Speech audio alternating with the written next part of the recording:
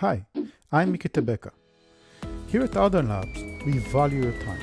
So we created this series of short videos, each of them showing a cool feature of the Go language or one of the libraries. Enjoy!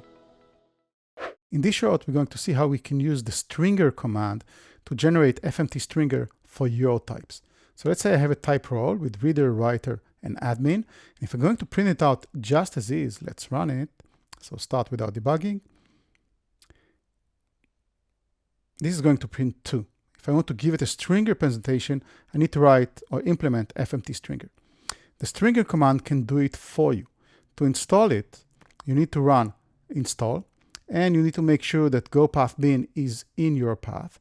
And now, if you're going to cd to stringer, and then write stringer dash type role.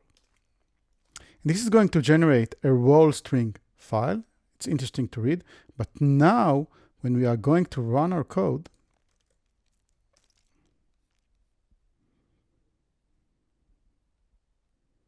we're going to see